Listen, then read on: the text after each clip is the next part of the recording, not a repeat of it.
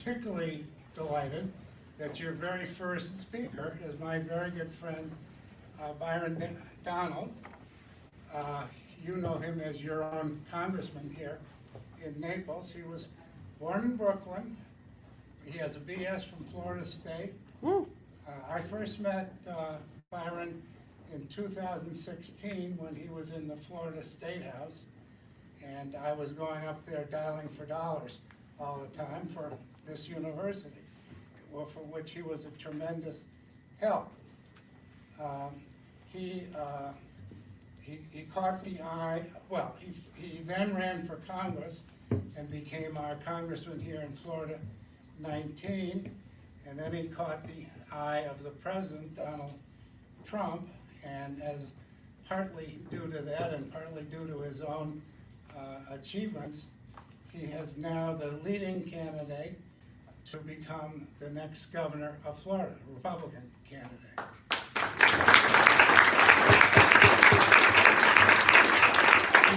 He's raised more money than any of the other candidates.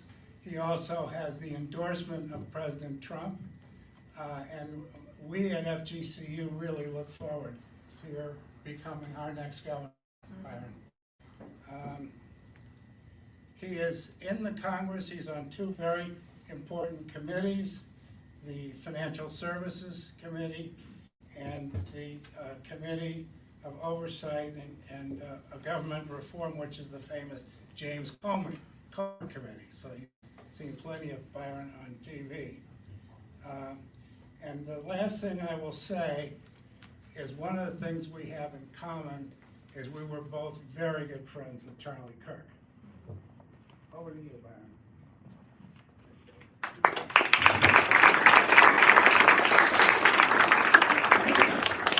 Well, first of all, good morning, Turning Point. How you guys doing here at FGCU? It's good to be with you. I'll start, let's do a couple things.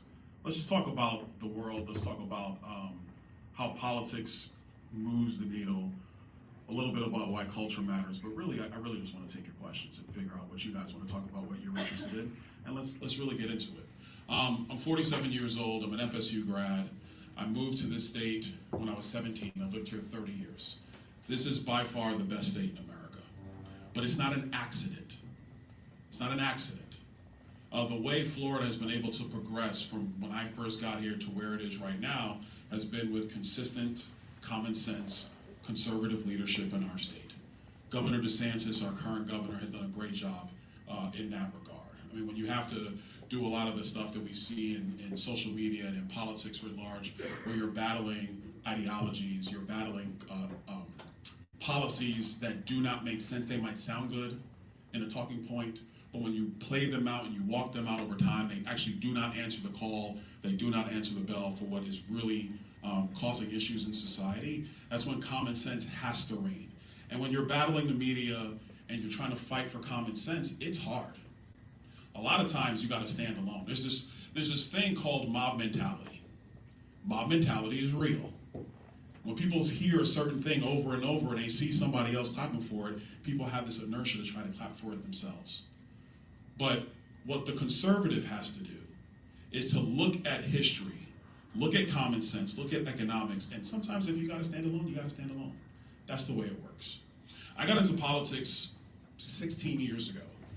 And the reason why I got in 16 years ago was because our financial economy was falling apart. Back in 2008, how old were some of you guys? How old were some of you guys in 2008? Good question. 6, 2, 3. Okay, that's cool. So it's all right. That's all right. In 2008, the world's fiscal economy was blowing up. At its core, it started here in the United States.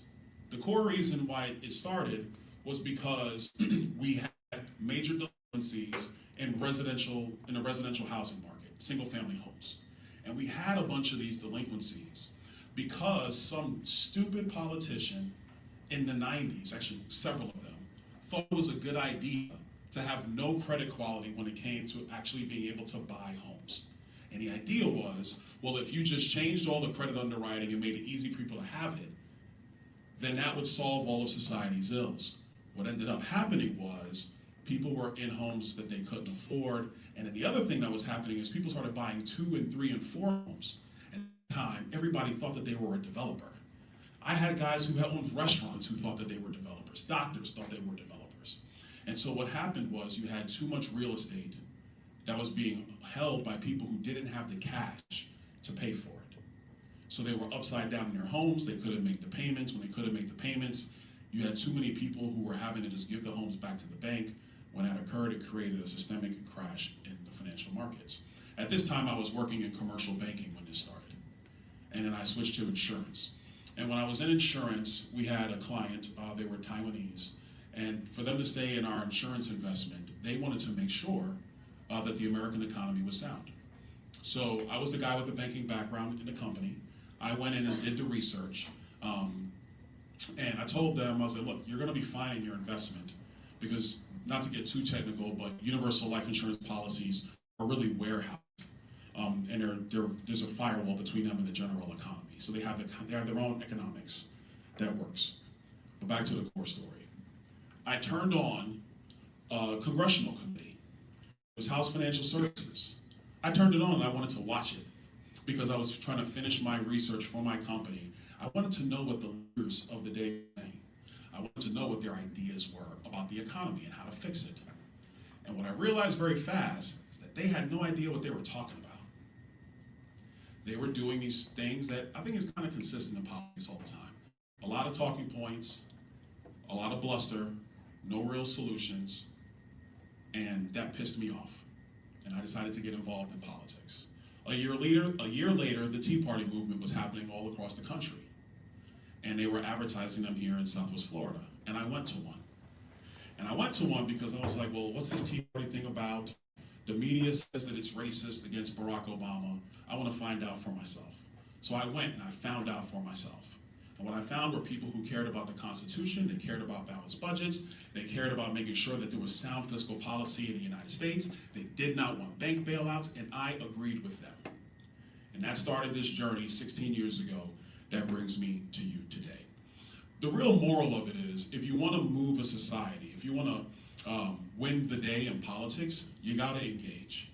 You have to engage, you have to be involved. You have to pay attention, you got to do your research, and then also you got to challenge your own worldviews. No idea how many times where I have an idea of what I think is right, and then I spend my time watching the counter argument because I want to fully understand my position, really understand it, understand what my opponents are saying. My wife will tell you, up until recently, because I really don't have much time to watch TV because it's pretty busy these days, but for a long time, I would watch MSNBC and CNN. I wouldn't even watch Fox. Why would I watch Fox? I agree with them. I agree with you. I want to challenge my views. So for you guys in this room, it's now your turn at stepping into the arena, if that's what you choose to do with your life. But I will tell you as a citizen, whether you choose to run for office, whether you choose to be a political activist, or whether you choose is to have kids, be married, and live the American dream, politics cares about you, whether you care about it or not. There's a saying in the political circle, especially amongst elected members, especially when it comes time to passing budgets. If you're not at the table, you're on the menu. I'll tell you a quick story. My first year in the Florida House, this is 2017. First year elected in the Florida House. The speaker comes over the microphone in the chamber and he tells everybody, and I'm paraphrasing, he goes, all right, everybody, so here's what we're going to be doing over the next couple of days. We're going to finish legislative business today, and then we're going to break for a couple of days, and then we'll reconvene on Tuesday. So my roommate, who is also my colleague here in Southwest Florida, Bob Rommel, I look at him, he looks at me, and we say to each other, man, something don't smell right. Why would you make an announcement telling us we're ending business today and then we'll reconvene on Tuesday? We all got the calendar. We all can read that for ourselves. So we said to each other, something's going on. Now, we're freshmen, but we're like, something's going on. We should stay. Lo and behold, that weekend, they were divvying up the budget. And so we decided to stay in Tallahassee, not go home, and do the hard work representing your community. We were going door to door on a Saturday afternoon in the Capitol trying to find the budget chairman, the appropriations chairman, that's what they called him at the time. We're trying to find the appropriations chairman because the appropriations chairman, that's the guy that's actually going to sign off on what gets in the budget and what doesn't. Okay? So we were like, okay, let's figure this thing out. We go door to door, we finally track him down. He goes, what do you need? I go, here's what we need in the budget for Southwest Florida. He looks at it, he says, I'll give you these two, but I'm not giving you the third. And it got into the budget. You'll be like, well, Byron, what does that even matter? It matters because if you're going to engage in politics, the first thing is you got to show up to win. If you're not willing to show up, it doesn't even matter. You got to be present, you show up, you got to engage. You got to talk to the people around you. You got to share these ideas. You got to challenge your worldview. That's the very essence of politics in the modern era. That's the essence. On Capitol Hill, yeah, it's a mess. A lot of the issues that are frustrating Americans today, especially young Americans, the reason why they don't change is because of the United States Senate. In the House of Representatives, we pass all kinds of bills. We pass them all the time. We send it to the Senate, and in the Senate, it dies. And it dies for one very important reason. It dies because the Senate can't clear their filibuster. The filibuster, as we know it today, was actually brought into being around 1915, 1917.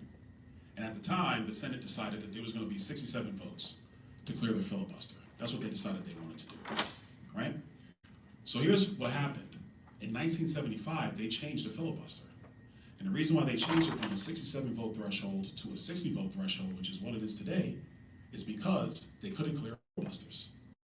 This is the crazy logic in the United States Senate. If you're going to tackle housing, immigration, energy policy, budget policy, tax policy, today in Washington, you have to get 60 votes in the United States Senate to do it. The current layout of politics is tough. Name me a Democrat that's actually going to reform the budgetary process in Washington. Name me. I'll wait. Name me one that's actually going to codify Donald Trump's border security policies. Name him. I'll wait. Name me one that's actually going to do the hard work of reforming the visa system, ending visas that make no sense, making sure they're focused on the American people, going back to a status where there's a quota system in immigration, which is what the immigration standards in America used to be before 1965, which we need. Find me a Democrat senator that's going to do that. I don't know, maybe John Fetterman today? He seems to be the only one over there operating with common sense. Like, these are the issues that face us today as a society and as a nation. But the reason why I wanted to talk to you about it kind of in that path, and we're going to take your questions, is because Plato did say it best. Those who do not engage in their politics will be ruled by their inferiors. The reason why I decided to get involved in this crazy world of politics, and it's crazy, I got stories for days on this thing, is because I watched members of Congress when I was 29. And the thing that came very clear to me, they had no idea what they were talking about. They didn't work in the world. They hadn't been a part of the world. Their staffs wrote their scripts, and they would read them dutifully off a page. No thought and no logic about what's happening today in America and why Washington has to be reformed. And so I will tell you, this is a never-ending battle. You have to be engaged as a citizen if you're going to save the greatest republic man has ever known. You have to be engaged. That's how this works. And so that's why coming and talking to you guys here at FGCU is really cool. It's really an honor. Southwest Florida, very conservative area. We elect a lot of Republicans here, like virtually everybody, except for maybe the Fort Myers City Council has some elected Democrats, but by and large, Republicans are elected here. This place, Southwest Florida, is very unique compared to the rest of the country. Very unique. It's the best place to live. It's the best congressional district in America. I tell my colleagues that. And they don't like to admit it, but on the side, man, I wish I represented your district. And I say, move down, you may get a shot, who knows? Things happen. But listen, it is my honor to be here. The one message I want to make sure you understand. Number one, you're going to engage in politics, be knowledgeable, know what you're talking about. Number two, the real essence of politics is being able to convince and persuade, not the person directly in front of you, the people who are watching, the people who are listening. The third thing is, most people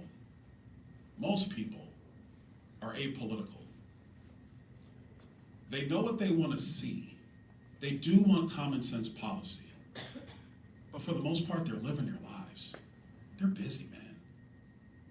They got a girlfriend, they got a boyfriend, they got a wife, they got a husband, they have kids, they have a job or a career or a business. They have personal hobbies, they have things they want to do on the weekend and at night. It's not that they don't care about America, it's not that they don't care about a civil society or functional government. It's just that they have other interests that are far more important to them. So when you engage people, you have to understand where they are, not where you are. That's how you get them to kind of think about the politics before they go vote. And the last thing I will say is, politics is a game of addition. It's a game of addition. When I was a Tea Party activist, I was solely focused on the issues I wanted to champion. So I wasn't really interested in adding people. But now being an elected official, my job is to add people. It's to add people into a coalition where do we all agree 100%? Probably not. But we got to agree enough on the core things that matter to move the nation forward. All right? So I'm going to stop there. It's really a pleasure to be with you guys. Whatever questions you have, I'd love to answer them. And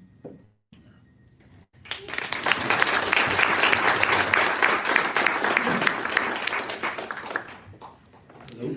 There we go. All right, questions? I was told to come back here first.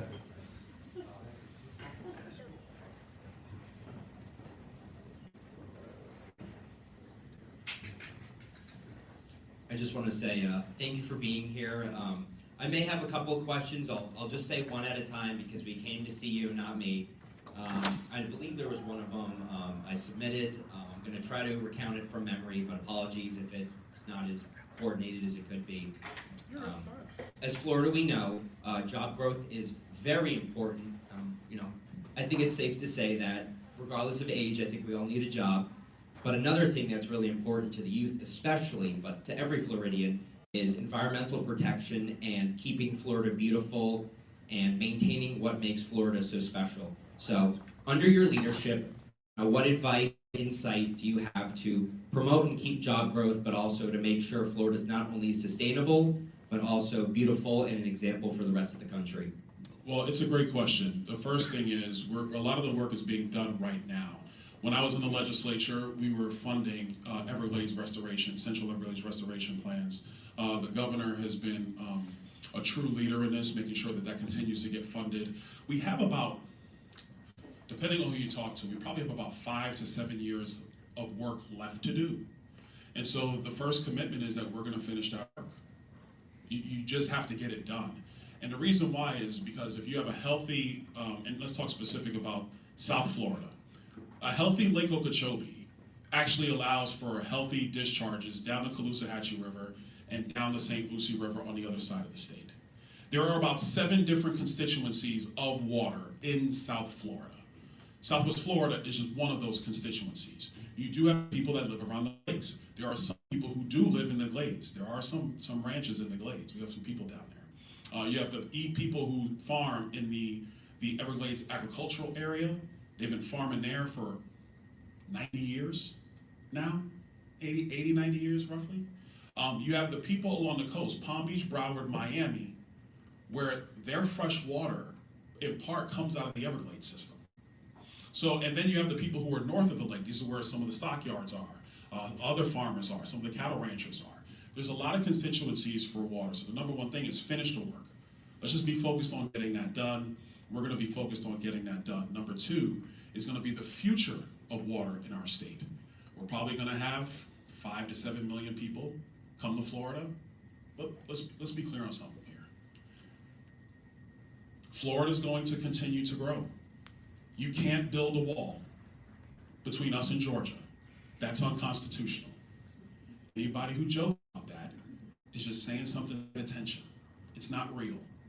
The second thing is, you already see it today. Companies are coming here because we have a low tax state with common sense, where we make sure that law enforcement does its job and does it effectively. That's why Florida continues to win. We're going to continue to do that. So, in light of that, we're going to have to think about what happens if you need fresh water for another 5 to 7 million people. Drinking water. How are we going to deliver that? Part of that is wastewater treatment facilities. We got to make sure those get expanded appropriately. So the water question is a major one. The second major one off of water is power. Somebody might bring up a power question, but just to be brief, if you have 5 million people more, going from 23 million to 28 million, what are we going to do about power in our state? So I believe Florida should embrace small modular reactors, micronuclear reactors. We need another natural gas pipeline. We have to start looking at hydrogen power. Is it really possible and durable and safe? And can we add that to the grid? You see, these are the concrete ideas that we got to do. When you're talking about the water issue, the Everglades, and then building an economy, not just around the Everglades, but around Florida writ large, you got to solve water, you got to solve power, you got to make sure Florida remains beautiful, because that's what people come here in part to take advantage of. And so we're committed to all of those things, but it's not just a talking point. These are things that I've done when I was in the state legislature, things I've supported here at FGCU when we would sponsor appropriations from the federal government to support FGCU and its water school, because Florida's ecology is in part of Florida's future. And if you're going to talk about jobs, yes, companies are going to choose Florida, and that's a good thing, because the number one way to not live in poverty, the number one way to be able to raise a family and buy a house, and I've been able to do that. I'm blessed. I've been able to do that in Florida, right here in Southwest Florida, in Naples. But the way you do that is you have companies come here who have jobs, they want to hire kids, who then grow in their careers. Like I was a kid once too, you know. I'm 47 now. I was 23, 24 when I moved to Naples. I think 24. So this is how you do it. But it starts with water, it starts with our ecology, yes. We're also going to have to answer the power problem.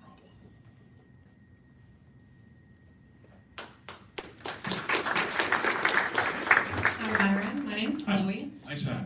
Thank you so much. So, of course, you know I'm going to start talking about agriculture next. I've lived here for the past 23 years, and clearly we've seen how much expansion has gone on in Southwest Florida for the past couple of years, and how devastating it's been for the ranching and farming communities.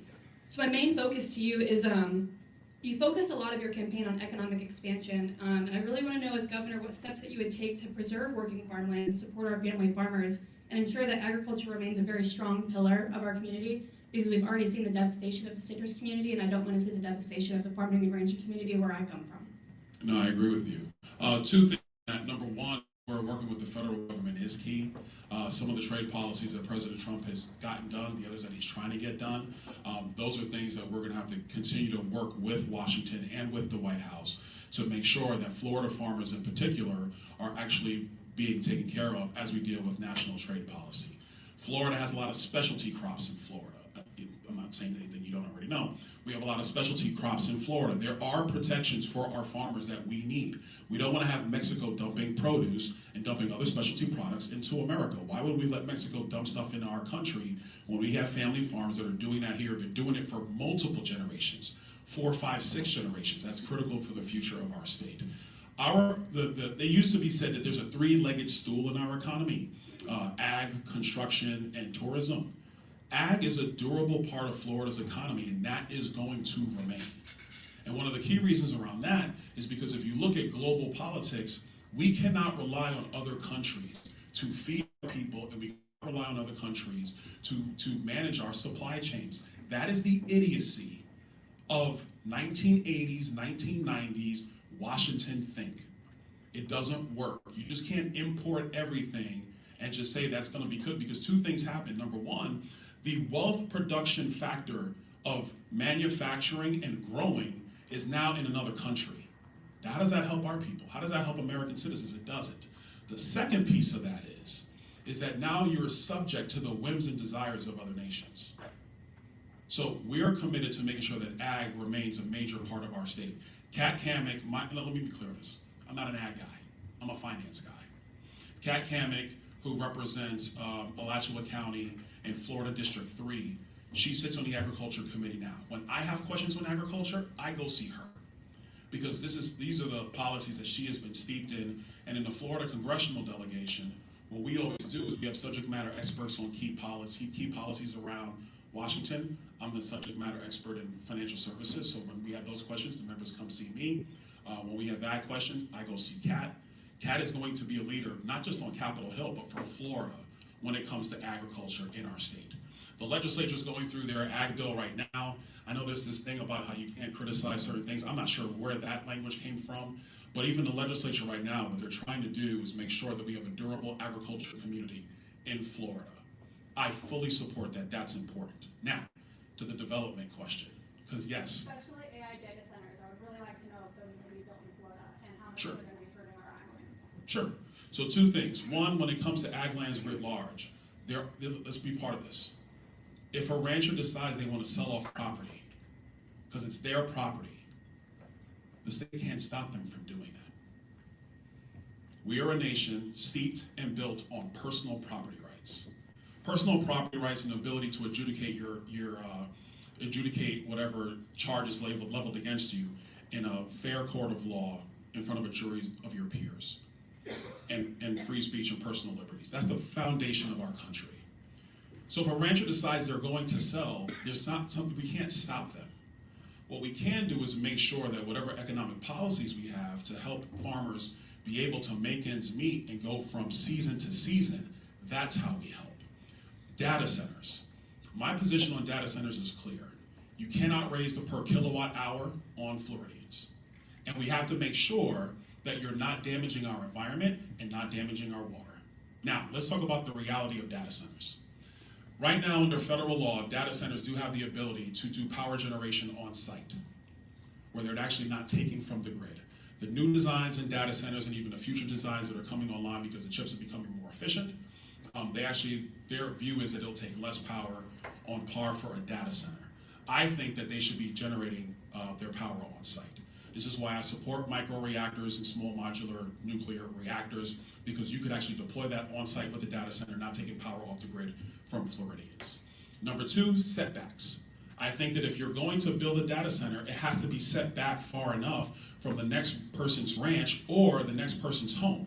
You don't want to have happen here what happened in Northern Virginia, where you basically had a data center be like right across from somebody's front door. And that's crazy. And in Florida, if we actually have a plan and a strategy for this, we can do those things. I'm gonna be blunt. I'm not anti-data center. I'm pro having a plan. And this is the part of politics where I guess the word now is performative. A lot of people like to be performative these days. It's actually interesting watching it. Have a strategy. Data centers are going to be a function of American life going forward. The reason why is because all of you have these things. And every time you swipe, every time you look, every time you stream on Netflix, every time you researching something, every time you ask Grok, every time you ask ChatGPT, it does not happen in the cloud. It happens in a data center. Fair? I mean, I just want to make sure everybody understands what we're really talking about here. The social media stuff sounds cool. It's not reality. The reality is the future of our economy, a lot of it is going to be based upon service. Because we are consuming more data, we are leveraging more data, we're going through more data. I mean, I'm here at FGCU. I don't want to say who's actually used AI for a class project in here.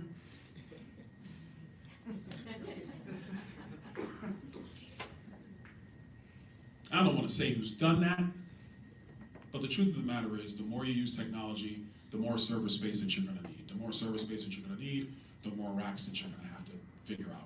In Florida, the question is, are we going to do that here? Or are we going to warehouse our data in Northern Virginia? Or are we going to warehouse our data in California?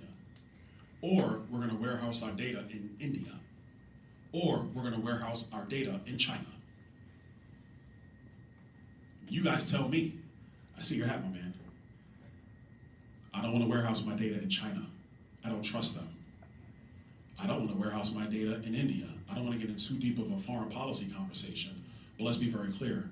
India has to deal with Russia. They share a border. I don't want my data there. And to be honest, I don't trust the Democrats in Virginia. I don't want my data there. I think when it comes to technology, AI, and everything else, Florida should lead. We use common sense. We know how to do this thing.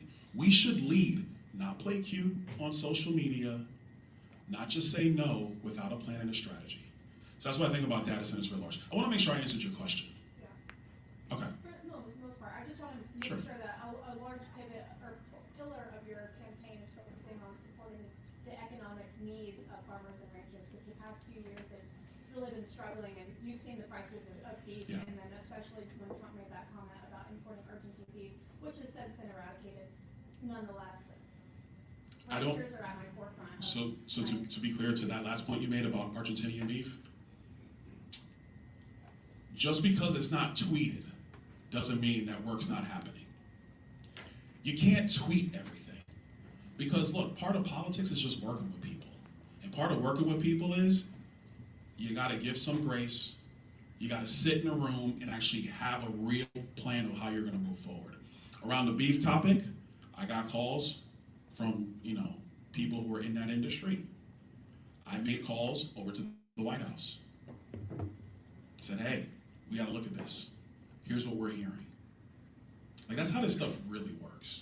And I'm gonna say it again. I get it. A lot of people are looking for attention. It's about actually getting it done for the people that you serve. There's gonna be plenty of time to get attention, don't get me wrong. There's gonna be plenty of time for that. But can you actually deliver and get things done? That's what matters. Where are we going? All right. I don't have the mic, he has the mic. But I want your question. I want to hear your question. Yeah, go ahead. Hello, Congressman. I'm actually a Democrat, but I like to hear the other side too. I actually have two questions, if you don't mind me asking them. Sure, of course. Number one, similar to what he said, I'd like to hear your position on renewable energy, and the environment is actually one of my top concerns. And also, I'm Jewish. I am very concerned about the heinous rise of anti-Semitism, and I am a Democrat, as I've said, but I think they have not done anything to combat this huge problem. So what we do across college campuses and in the state to combat anti-Semitism. Well, the first thing is, when it comes to anti-Semitism, I don't tolerate, just like I don't tolerate bigotry. Like, first of all, if you're anti-Semitic, you're gonna go paint swastikas on somebody's door or somebody's business or somebody's car. If you're gonna stop a Jewish student from kind of go to his class and he can get his education, as far as I'm concerned, you're trying to stop a Jewish student, you're trying to stop a black student, like, that's wrong. You're trying to stop a white student, that's wrong. Get educated. Be a part of the fabric of our country. That's what I care about. So I have no patience for this kind of stuff. It's like, and I'm gonna go back to it. I'm gonna go back to the social media stuff, because it's there. We all know it. It's there. There is nothing funny with cosplaying anti-Semitism or bigotry. There's nothing funny about it.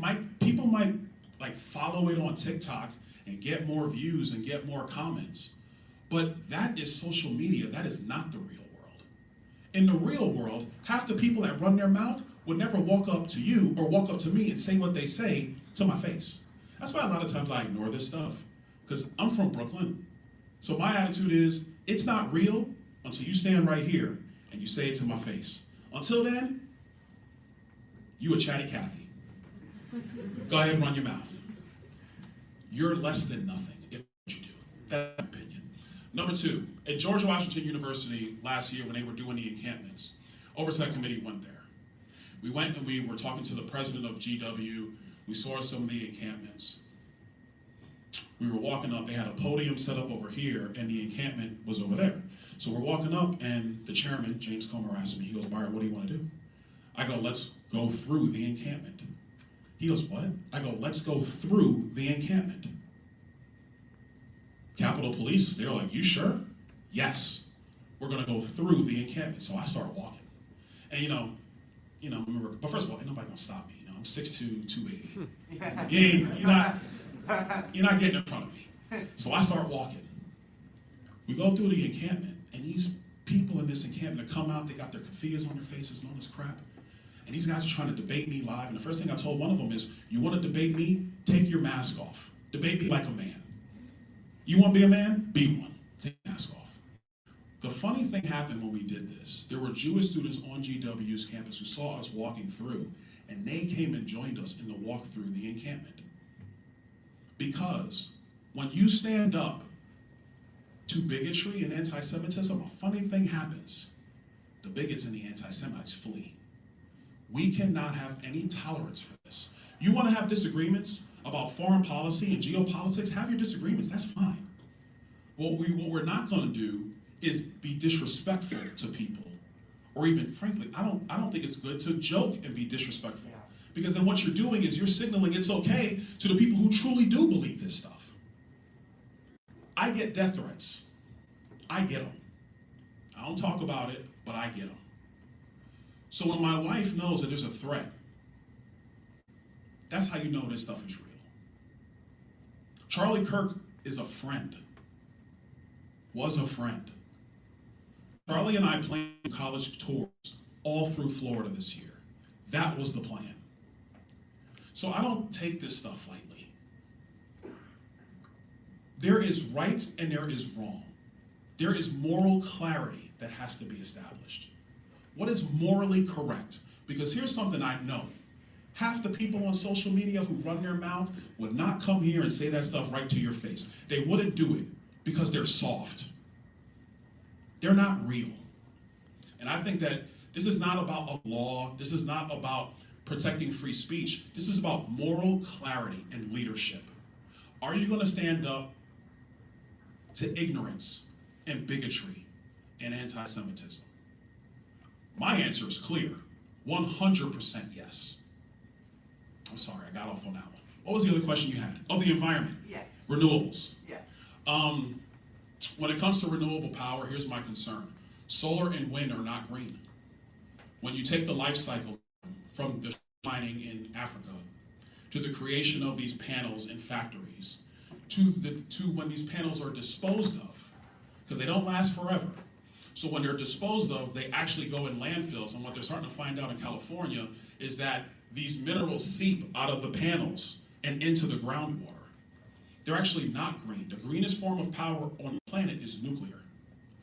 The second greenest is natural gas. We could make an argument if hydrogen becomes real and sustainable, that could probably be the greenest overall. I'm not a picker and chooser of energy. I say have a consistent regulatory framework, have a consistent taxing framework, and then let the market decide what's most efficient and what matters in the lives of people. You want to battle affordability, you want to fix affordability, it always begins with energy. If you artificially inflate the cost of energy, you artificially inflate the cost of everything else. So when it comes to renewables, I think that what Washington defined as renewable is actually not consistent baseload power that's going to let people actually live their lives affordably for themselves and for their families.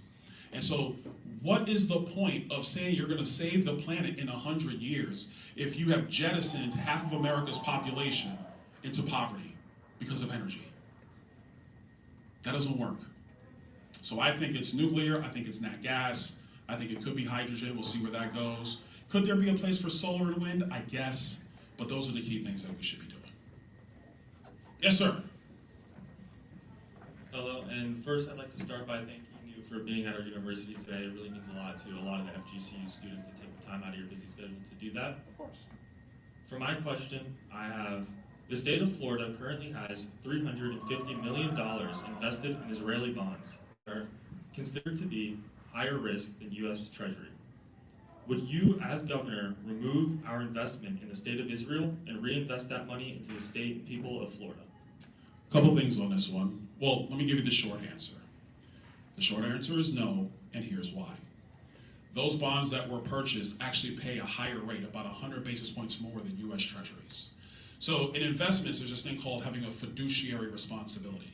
The fiduciary responsibility is to get the highest rate of return possible without risk to the investment portfolio.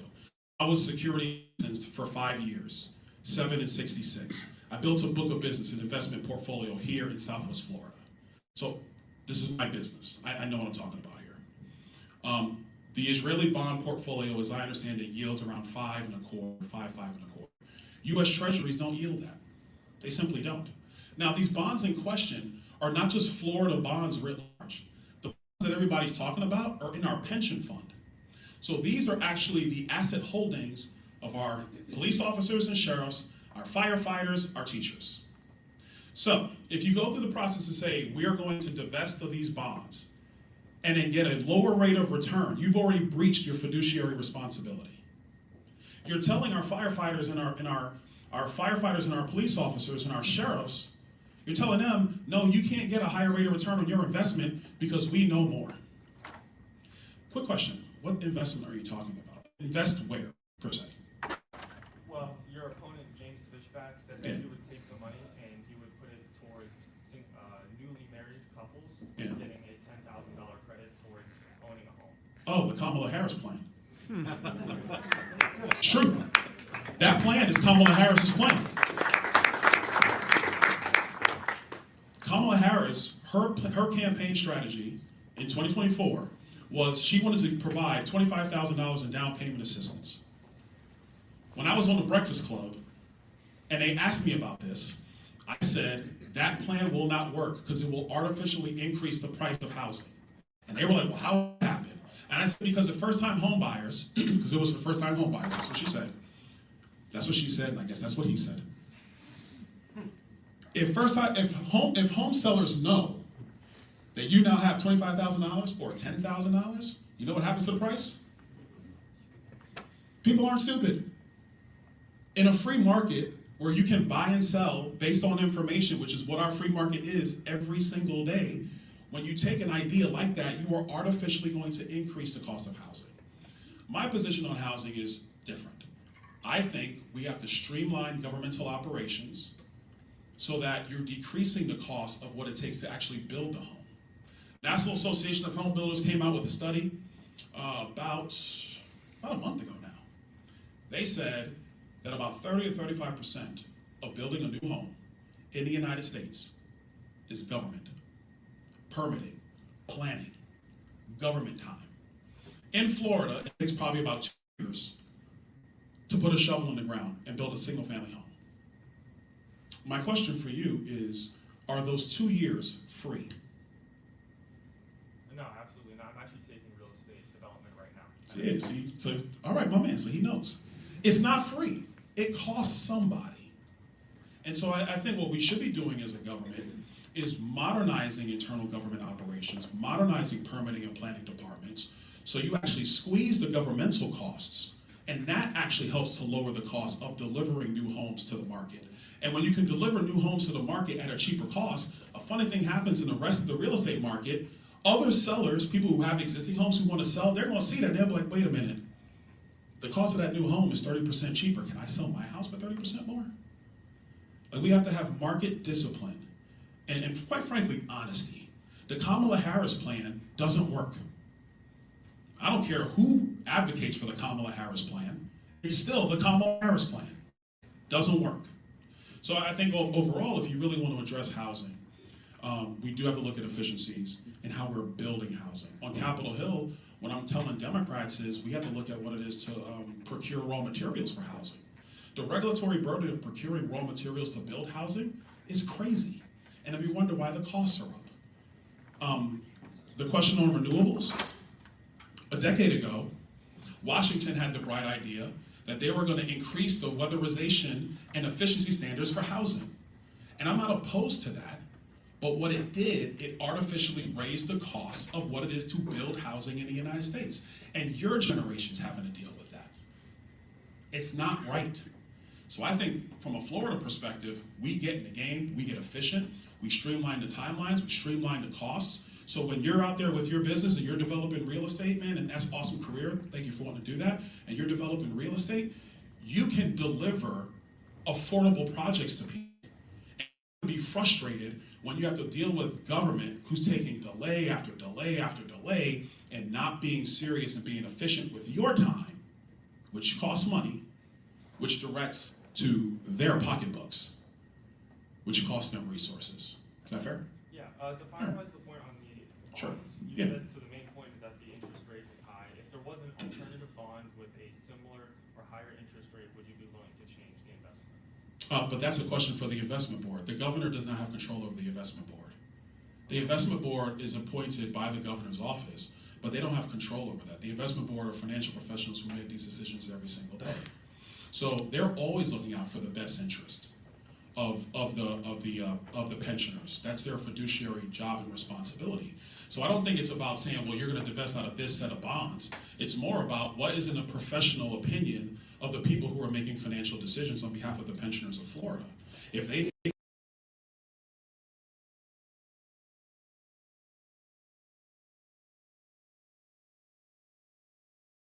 fund and then redistribute that under the Kamala Harris plan. We don't do that in Florida. That's the reason we're not California. That's the reason we're not New York.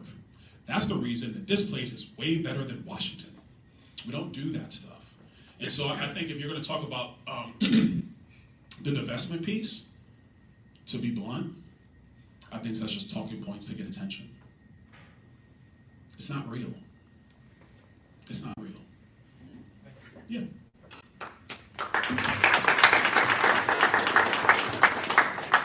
Yeah.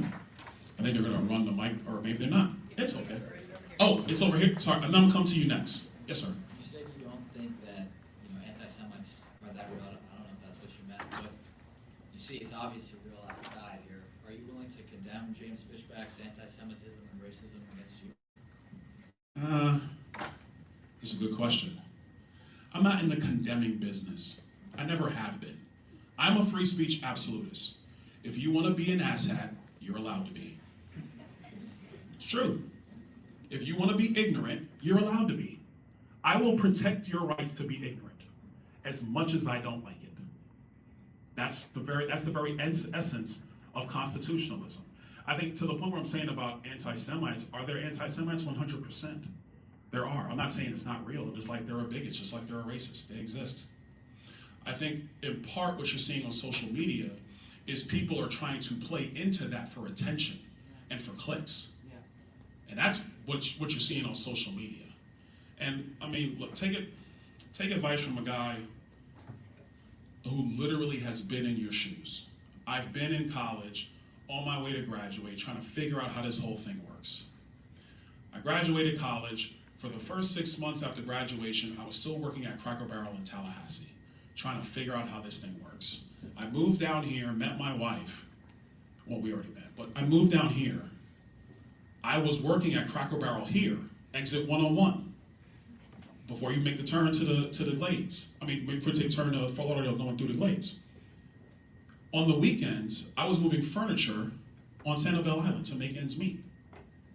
I think people sometimes look at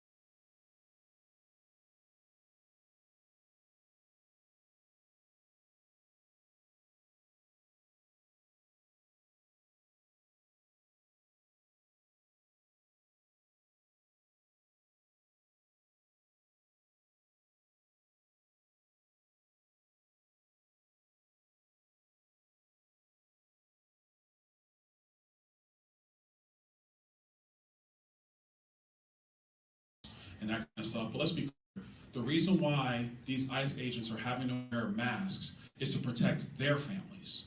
Because you have these insane organized protesters by George Soros and the like, who their sole goal is to inflame situations, destabilize areas, take pictures of these officers who are doing their job under federal law, and then doxing their families and intimidating their kids to stop them from doing their job. It's sick. And my position on this is clear. Do not negotiate crazy.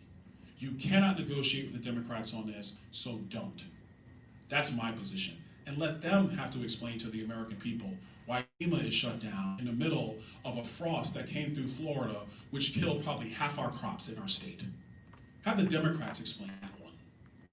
I'm waiting for Debbie Wasserman Schultz to explain that to me. Or Chuck Schumer, or anybody else. We don't have Democrat senators, so can't really ask them. Ashley and Rick are with us. But I think that's the problem. How close we are to solving it, it's not clear, because the Democrats find themselves in a catch-22. They've been playing to their political base for so long with crazy, they don't know how to get out of it and have real solutions. And here's the truth of the matter. The American people, even today, support deportations of illegal aliens. The American people support it. They supported it in 2024, they support it today. There are two obstacles with, I think, where some people are saying, well, where are all the deportations? Tom Homan got the money last August to start this. That was 6 months ago. If you are going to set up a logistical system to deport 5 million illegal aliens, let alone 10, it takes longer than 6 months. So this goes back to the social media stuff. The people online who were saying, oh my gosh, they're not doing enough, those are the same people who aren't doing anything except running their mouth.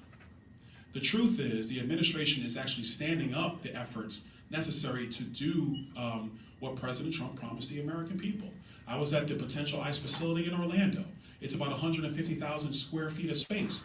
You need that space when you're having to actually deport people and repatriate them to their home countries. You just can't throw them in the back of a van and take them to, it's not how this works. And so, I think, as an elected official, I know how both sides feel about this stuff. I'm not talking about the Democrats, how they feel is nuts. I'm talking about our activists who want things done and what it is through a system of government. And through a system of government, it has to be sound. It has to be disciplined. And it has to be consistent. And that takes time to build. I wish it weren't so, but it is. You can destroy anything in 5 seconds. To build something takes time. Right, my builder? And so, these are the things that we got to remember as we go through this process. But in short, I'm not sure when the shutdown's going to end. The Democrats are trying to figure out if they can win politically on this. But something tells me when flights start getting delayed and canceled because people can't get through TSA, and the border is not secure because our border agents aren't being paid, and fentanyl overdoses are up, and FEMA can't help Florida farmers, I think that tune's going to change. All right, last question. I said I was going to go quick, but you got me on that one. I got a little excited. Sorry. Thank you. You said as governor that you would investigate Jeffrey Epstein's many crimes here in Florida. My question is that you're a member of Congress now, so why not start now? Right now, we have a lot of people in government who have hindered the transparency on the Epstein files that have been released. For example, Howard Lutnick was caught lying about his relationship with Jeffrey Epstein. Would you be willing to call for his resignation? Pam Bondi violated the Epstein Transparency Act, which said that she had to unredact the names of people who were co-conspirators, and she was already redacting Wexner's name. And Kash Patel perjured himself in a sworn testimony to Congress, saying that Epstein had no evidence of trafficking women to individuals, but we know that's not true. So would you plan to call for their impeachment as well, along with Howard Lutnick's resignation? No. And let me be very clear as to why. I wanted the Epstein files released. I did not sign the discharge because I think signing discharges is not the way you go about this business, but I wanted them released. When the vote came to the floor, I voted for them to be released. Here's the other thing I'm not into. In the United States of America, we do not do justice by the mob or by social media or by commentary. We do justice, and criminal justice in particular, by investigative procedure. I cannot speak to what other attorney generals or Pam Bondi have done with respect to investigating these individuals. In Florida, if there's probable cause, we will investigate those individuals, but there has to be a deliberate criminal justice investigation and indictment strategy, and then potentially conviction. You cannot, and all right, I'm 47, you're like, this dude sounds old. But let's be real. We don't do justice by social media. Remember I talked about the law, Frederick Bastiat, 1850 France? That's what they did, and it destroyed their country. I do not support pedophiles. I want them all to be held accountable to the highest extent of the law, but it has to be by the law, not by the whims of men. The foundation of our country, the Fourth Amendment, the Fifth Amendment in particular, the very basis of the constitutional republic is to ensure fair access to criminal justice proceedings. Because the Magna Carta was written and fought over because the king decided to leverage justice at his whim, regardless of evidence, regardless of a jury trial. That's what Magna Carta was. The framers of our nation, they read Magna Carta. They read the Grand Remonstrances. They had observed the abuse of liberty for centuries in Europe. And so when they came here to this land and they formed a constitution, the purpose of that constitution is to make sure that everybody has their day in court. When it comes to people wanting to resign or whatever, again, like I said, I'm not in the denouncing business. I don't do that. People's opinions of anybody else, let the court of public opinion have that. But when it comes to the criminal justice system, we are not going to have a system of trial by social media. We're not going to do it because it's not consistent. Here's why this is most important. I don't know you, but you seem like a nice gentleman. You have a nice t-shirt on. The purpose of having a stabilized system of justice is to protect you too. I don't know if anybody remembers this time period in American history. You guys probably remember. I think you're old enough now. The Me Too era. Oh yeah, this guy, shoo. Was that justice? And I'm not protecting people who are sexualizing women, intimidating women, because I think that's filthy, disgusting, and wrong. But we have a system of justice for a reason. And the hardest thing in a nation like ours is to resist the urge to fight for the purge. That is the harder thing to do. But that's what restraint means. Our system of justice and our system of government is supposed to be stable and even-handed. It is not supposed to move at the whims of the algorithm. It's not designed to do that. And I will tell you unapologetically, if that's where we go, America will not last another 250 years. And if America doesn't last, watch out. Because you think the Chinese care about Jeffrey Epstein? Because let's be 100% crystal clear. We have two real enemies on the face of this planet, and that is the Chinese Communist Party, and that is the Muslim Brotherhood and radical Sharia. They do not care about women's rights. They do not care about your dreams and your aspirations and your ability to own property. They want to dominate the world. That's what they want to do. And I personally believe we have front groups in the United States who are funding all this nonsense on social media. Why? Because the number one way to attack America is not from outside. Our military is too strong, too tough, and too good. The way you destabilize America is you have their people destabilize it from inside. That's how you destabilize America. And I 100% believe we have psyops going on in social media to decentralize America's internal political fabric. Because if we're running around fighting this one, fighting that one, fighting this one, you're wrong, we gotta fire you, you gotta be strung up, you gotta do this, you gotta do that, you cannot have a cohesive political environment. If you can't have a cohesive political environment, your economy begins to destabilize. If your economy begins to destabilize, then you have chaos in your streets. If you have chaos in your streets, this whole thing is over. And that's what our adversaries know. So as Americans, I want justice for every survivor. I do. But it has to be justice. It can't be emotional flailing. It has to be justice.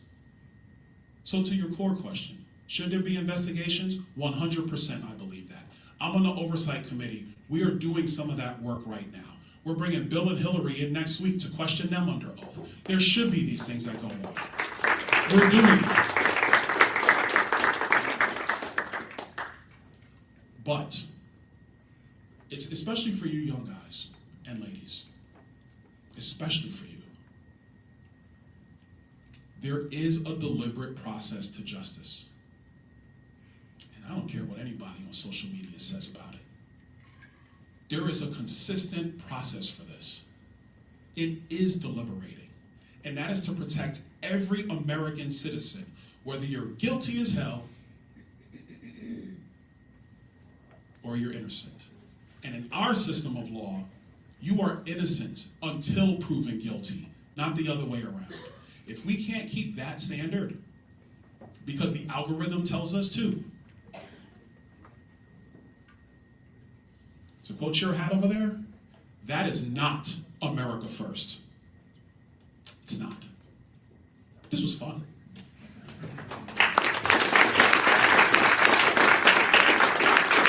Seriously. Really appreciate you guys coming in, taking the time to be here. Politics is a funny business. I've seen enough. All I'll tell you is, in the close, you want a consistent society based on common sense and sound policy. That may sound boring sometimes, but that's the thing that gives you the freedom to build your life and to build your dream and to have your kids and to have your property and to really do something phenomenal in your lifetime. So I really appreciate you being here. I appreciate you letting me come. And if you had class right now, trust me, this was way better than class. See you guys. Oh, we'll do pictures up here if you want to do